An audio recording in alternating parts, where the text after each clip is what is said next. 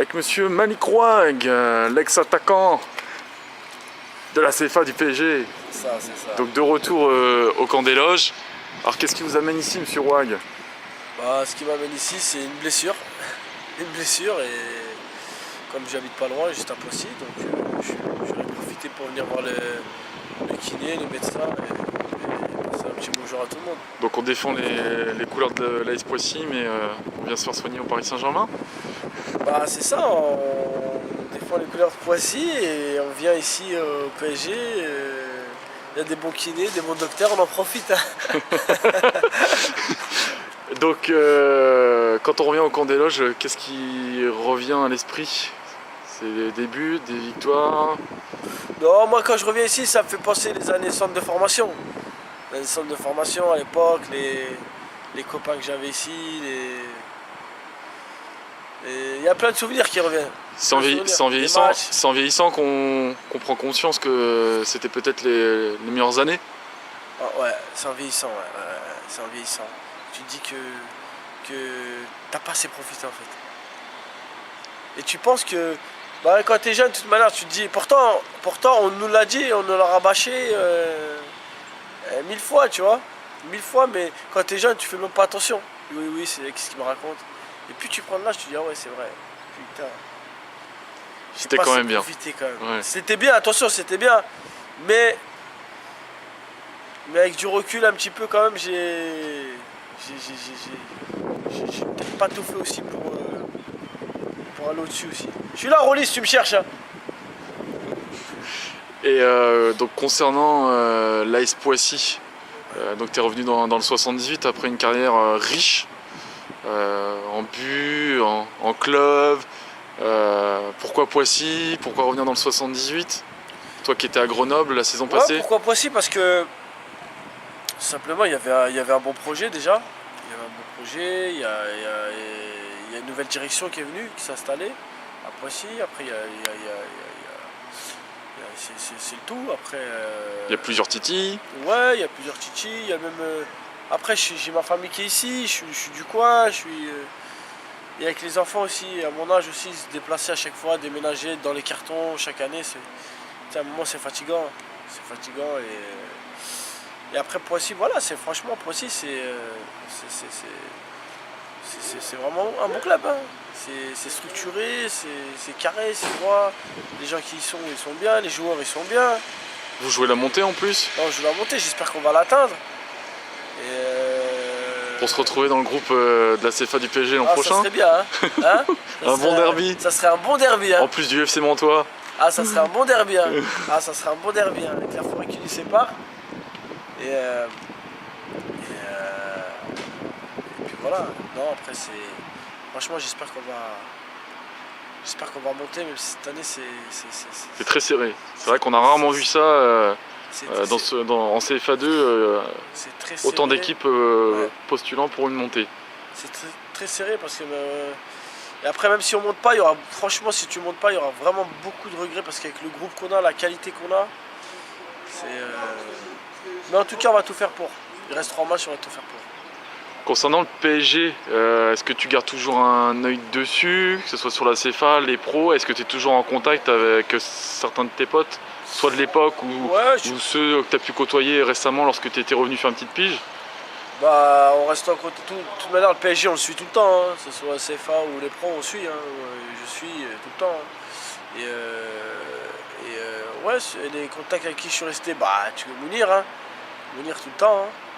Et il y a Younes, il y a qui? Il y a Samuel, il y a Wendell. Après t'as Tessier, t'as Jaliti, Mourad Jaliti, Lassane Shakir. Donc toutes les promos qu'on jouait en CFA au tout début des années 2000. Abdel El Kourechi, Boussalem, j'ai pas trop de nouvelles de Boussalem. J'aurais aimé en avoir un peu plus. Ouais, tu en auras le 14 juin lors du jubilé. Le 14 juin quand je vais voir. Mais après, c'est toujours un plaisir quand je le vois, même si Boussalem, je l'ai pas vu, ça fait. Tu sais, des fois, il y a des joueurs, j'y vois pas, ça fait des années, tu vois. Mais juste des fois, penser à eux ou le fait de les voir, tu vois, ça te rappelle des souvenirs et ça fait plaisir. Quel regard, justement, tu portes sur ta carrière, Malik? Est-ce qu'elle correspond à Non, tes moi, je suis- attentes, j'imagine que tu espérais Non. un peu plus quand même, Bah oui, je suis joueur. de par ton potentiel, Je tout suis ça. joueur, franchement, et c'est qu'à un moment, voilà, dans ma carrière, j'ai pas su peut-être écouter et après mon caractère aussi m'a joué des tours et avec du recul, tu vois, t'as un petit peu. Donc si on t'écoute, là, c'est une leçon pour les jeunes du centre actuellement. Ça suffit pas d'être un super buteur. Non, tu peux. Faut dire ce qui est, hein, t'es un des meilleurs buteurs de l'histoire du centre de formation. Voilà, c'est pas pour te lancer une fleur, mais pour ceux qui ne te connaissent pas, les petits jeunes, bah voilà. Hein, Malik a marqué but sur but dans toutes les catégories d'âge, je vais passer au PSG. Mais tu es en train de dire que bah, le mental a une grosse part dans la réussite d'un footballeur. Ouais, mais bien sûr, bien sûr. Après, des joueurs qui ont des qualités, il y en a un paquet, hein. Il y en a un paquet. Mais après, c'est dans la tête. C'est peut-être, faut pas se voir trop beau, trop tôt. Et après, faut respecter. Attention, je dis pas que je respectais pas, mais Concentration. voilà, plus sérieux dans le comportement, dans les attitudes. Pourtant, j'ai été prévenu. Hein. J'ai été prévenu. Mais voilà, après, c'est le destin. Bon, je suis sûr que tu es au parfum. Peut-être si j'avais été pro aujourd'hui, je ne serais peut-être pas marié, j'aurais peut-être pas eu d'enfant. Je sais pas, c'est la vie, c'est comme ça. Donc voilà, tu as quand même connu. Bien sûr. Tu as eu le plus beau cadeau du monde. Ma femme, mes enfants, ouais. Voilà. Tu es peut-être au parfum. Les U19 sont qualifiés en demi-finale de la Coupe Gambardella contre le FC Sochaux. Ouais. Tu as des souvenirs particuliers liés à cette compétition? Gambardella, ouais, j'en ai un. Ça te fait rire parce que tu dois savoir, je pense. C'est l'élimination qu'on a eu, c'était en quart ou en demi, je crois, contre je crois que c'était Caen, je crois. Metz ou Caen, je sais plus. Une équipe qui a gagné 3-1. Et qui reviennent à 3-3. Je pense que c'est Caen. Je crois aussi. Ouais. Je crois que c'est Caen. Qui reviennent à 3-3. Et on se fait éliminer au penalty. On a la balle. J'ai les noms encore. Ceux qui tirent le dernier penalty, je l'ai, mais je vais pas te les dire. qui rate le penalty, s'il marquait, on gagnait. Bah après, bon, on gagnait 3-1 dans le jeu quand même. Hein. Ouais. Ils reviennent à 3-3. Et après, c'est mort subite. Le premier qui rate, c'est fini. Et j'ai celui qui rate encore derrière. Je sais pas si tu sais c'est qui, mais moi je les ai. Et On va peut-être éviter de les afficher aux yeux de la France. Non, c'est des amis. Non, mais après c'est. Bon, tout ça pour dire que quand on mène 3-1, il faut être costaud dans sa tête. Et, bien sûr, on s'est vu trop beau. Après, on a relâché et on s'est pris but sur but. Hein. Elle est particulière cette compétition pour un jeune de 17-18 ans? Elle est particulière, oui, parce que c'est comme une petite Coupe de France en fait. Voilà, c'est là, sauf qu'il n'y a que les clubs pro.